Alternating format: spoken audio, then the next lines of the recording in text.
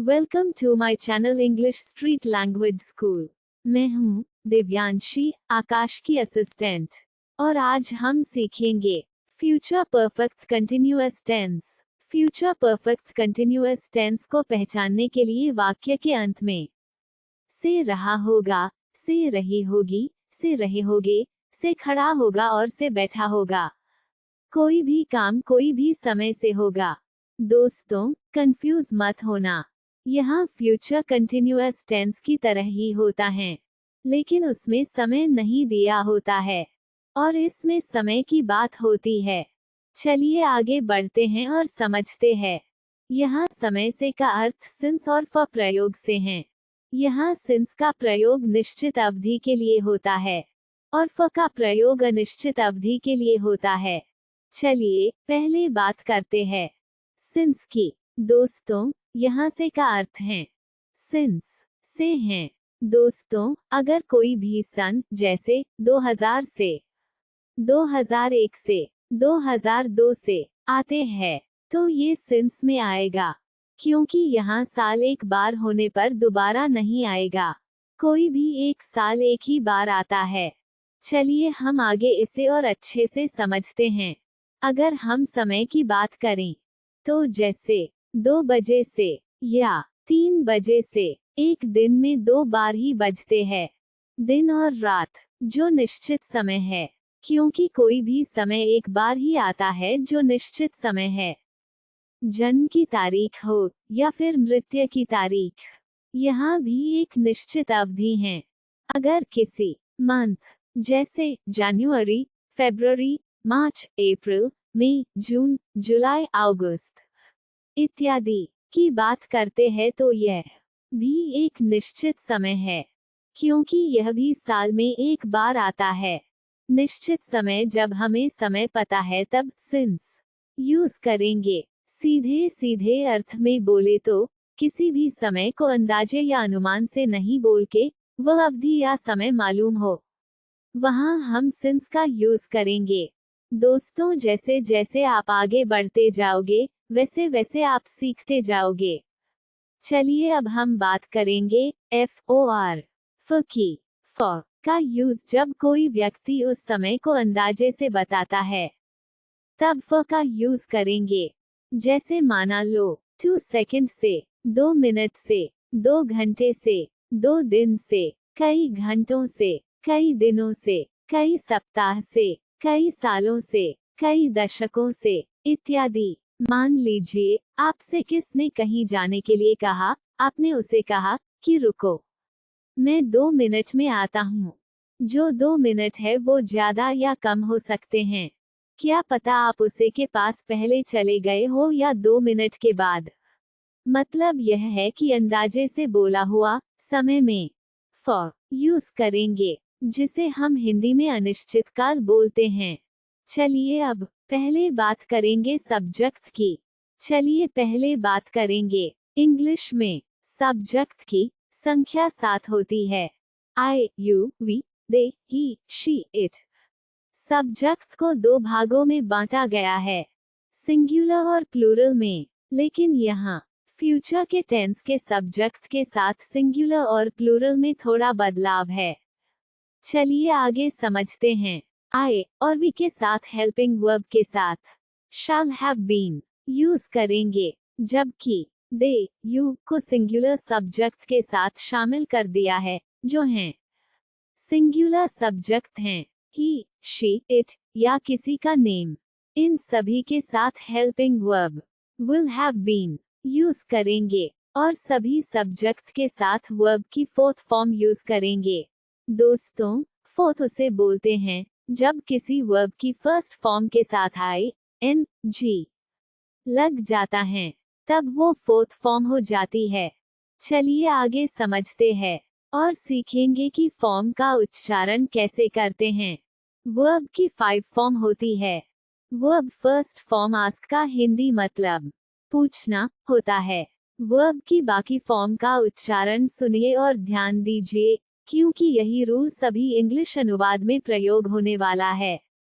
अगर आपने एक बार ये सीख लिया तो आपको दूसरे टेंस समझने में कोई भी दिक्कत नहीं होगी। Verb first form ask, verb second form asked, verb third form asked, verb fourth form asking, verb fifth form asks, यही फॉर्म होती हैं। चलिए आगे समझते हैं सेंटेंस से। चलिए आगे समझते हैं सेंटेंस से। अफर्मेटिव सेंटेंस या सिंपल सेंटेंस। पहले बात करेंगे सब्जेक्ट आई वी के बारे में। फॉर्मूला है, पहले सब्जेक्ट फिर हेल्पिंग वर्ब शैल, हैव और बीन, और वर्ब के साथ फोर्थ फॉर्म, और अंत में ऑब्जेक्ट सिंस या फॉर और टाइम पीरियड। सब्जेक्ट हैं I we, helping verb shall, have been. चलिए एक सेंटेंस लेते हैं। हम 2 सप्ताह से व्यायाम कर रहे होंगे। इंग्लिश अनुवाद हो जाएगा, we shall have been taking exercise for 2 weeks. मैं 10 बजे से वहां जा रहा हूँगा। इंग्लिश अनुवाद हो जाएगा, I shall have been going there since 10 o'clock। चलिए अब बात करेंगे subject they, you, he, she, it, name के सब्जेक्ट के साथ सेंटेंस। चलिए फॉर्मूला देखते हैं। पहले सब्जेक्ट फिर helping verb will, have been, फिर वर्ब की फोर्थ फॉर्म और अंत में ऑब्जेक्ट सिंस या फॉर और टाइम पीरियड। एक सेंटेंस लेते हैं। इंग्लिश अनुवाद हो जाएगा, वह महीनों से खेतों में पानी दे रहे होंगे। इंग्लिश अनुवाद हो जाएगा, he will have been watering the field for months। Ajay 10 बजे से बस चल रहा होगा। इंग्लिश अनुवाद हो जाएगा, Ajay will have been driving the bus since 10 o'clock। अध्यापक कल से कॉपियां चेक कर रहे होंगे। इंग्लिश अनुवाद हो जाएगा, the teachers will have been examining the answer sheet since tomorrow। अब हम बात करेंगे ऐसे सेंटेंस जिसमें नहीं आता है, उसे नेगेटिव सेंटेंस बोलते हैं। चलिए इसे ठीक से समझने के लिए आगे बढ़ते हैं। पहले बात करते हैं आई वी सब्जेक्ट की। फॉर्मूला है, पहले सब्जेक्ट फिर हेल्पिंग वर्ब शैल, इसके बाद नॉट, फिर हैव बीन, और वर्ब के साथ फोर्थ फॉर्म, और अंत में ऑब्जेक्ट सिंस या फॉर और टाइम पीरियड। चलिए आगे बढ़ते हैं। सेंटेंस हैं, हम 2 सप्ताह से व्यायाम नहीं कर रहे होंगे। इंग्लिश अनुवाद हो जाएगा, we shall not have been taking exercise for 2 weeks. मैं 10 बजे से वहां नहीं जा रहा हूँगा। इंग्लिश अनुवाद हो जाएगा, I shall not have been going there since 10 o'clock। चलिए subject you, they, he, she, it, name. चलिए एक सेंटेंस लेते हैं। फॉर्मूला है, पहले सब्जेक्ट फिर हेल्पिंग वर्ब विल, इसके बाद नॉट, फिर हैव बीन, और वर्ब के साथ फोर्थ फॉर्म, और अंत में ऑब्जेक्ट सिंस या फॉर और टाइम पीरियड। वह महीनों से खेतों में पानी नहीं दे रहे होंगे। इंग्लिश अनुवाद हो जाएगा, he will not have been watering the field for months। Ajay 10 बजे से बस नहीं चल रहा होगा। इंग्लिश अनुवाद हो जाएगा, Ajay will not have been driving the bus since 10 o'clock। अध्यापक कल से कॉपियां चेक नहीं कर रहे होंगे। इंग्लिश अनुवाद हो जाएगा, the teachers will not have been examining the answer sheet since tomorrow। Interrogative sentences, ऐसे शब्द जिसमें सब्जेक्ट से पहले क्या आता हो, उसमें हेल्पिंग वर्ब पहले आएगी, जो कि शैल या फिर विल हैं। चलिए अब बात करेंगे शैल के साथ होने वाले सब्जेक्ट के बारे में। फॉर्मूला है, पहले हेल्पिंग वर्ब शैल, फिर सब्जेक्ट, फिर इसके बाद हैव बीन, और वर्ब के साथ फोर्थ फॉर्म, और अंत में ऑब्जेक्ट सिंस या फॉर और टाइम पीरियड क्वेश्चन मार्क। एक सेंटेंस लेते हैं, क्या हम 2 सप्ताह से व्यायाम कर रहे होंगे। इंग्लिश अनुवाद हो जाएगा, shall we have been taking exercise for 2 weeks. क्या मैं 10 बजे से वहां जा रहा हूँगा। इंग्लिश अनुवाद हो जाएगा, shall I have been going there since 10 o'clock। चलिए अब बात करते हैं विल के साथ यूज होने वाले सब्जेक्ट के बारे में। फॉर्मूला है, पहले हेल्पिंग वर्ब विल, फिर सब्जेक्ट, फिर इसके बाद हैव बीन, और वर्ब के साथ फोर्थ फॉर्म, और अंत में ऑब्जेक्ट सिंस या फॉर और टाइम पीरियड क्वेश्चन मार्क। एक सेंटेंस लेते हैं, क्या वह महीनों से खेतों में पानी दे रहे होंगे? इंग्लिश अनुवाद हो जाएगा, Will he have been watering the field for months? क्या अजय 10 बजे से बस चल रहा होगा? इंग्लिश अनुवाद हो जाएगा, Will Ajay have been driving the bus since 10 o'clock? क्या अध्यापक कल से कॉपियां चेक कर रहे होंगे?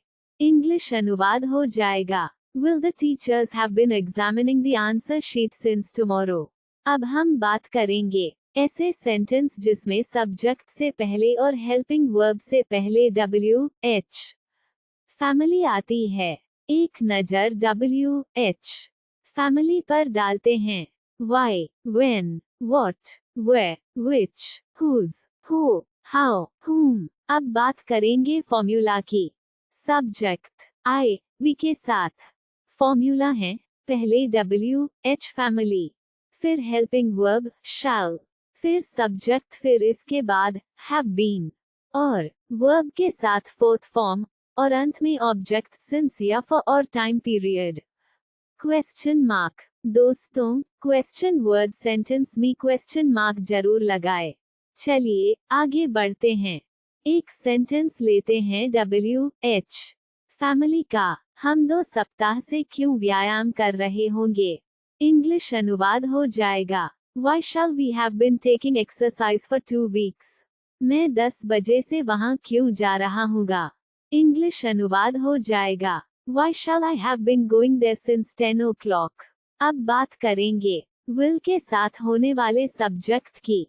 फॉर्मूला है, पहले WH फैमिली, फिर हेल्पिंग वर्ब will, फिर सब्जेक्ट, फिर इसके बाद have been, और वर्ब के साथ फोर्थ फॉर्म, और अंत में ऑब्जेक्ट सिंस या फॉर और time period question mark.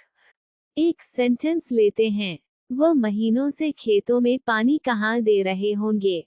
English अनुवाद हो जाएगा, Will he have been watering the field for months? Ajay 10 बजे से बस क्यों चल रहा होगा? इंग्लिश अनुवाद हो जाएगा, Will Ajay have been driving the bus since 10 o'clock? अध्यापक कल से कॉपियां कब चेक कर रहे होंगे?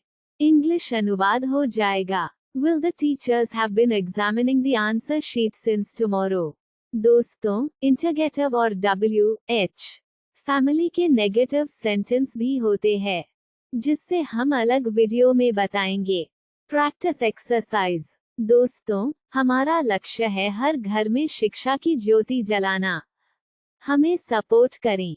ये आपके अभ्यास के लिए है, जिन्हें आपको 1 सप्ताह तक प्रैक्टिस करनी है, जिससे आपको इनके फॉर्मूला याद हो जाएं। इनके आंसर हम नेक्स्ट वीडियो में अपलोड कर देंगे, जिसके माध्यम से आप चेक कर सकते हैं। अगर आपको किसी भी तरह का डाउट हो तो कमेंट करें। हम सारे डाउट लाइव क्लास में क्लियर करने की कोशिश करेंगे। वीडियो अच्छी लगी हो तो लाइक, सब्सक्राइब, शेयर, कमेंट। जल्दी हम आपके लिए बुक और PDF भी प्रोवाइड करवाएंगे, जिसे आप कम समय में रिवीजन कर सके। Thank you for watching English street language school. Akash.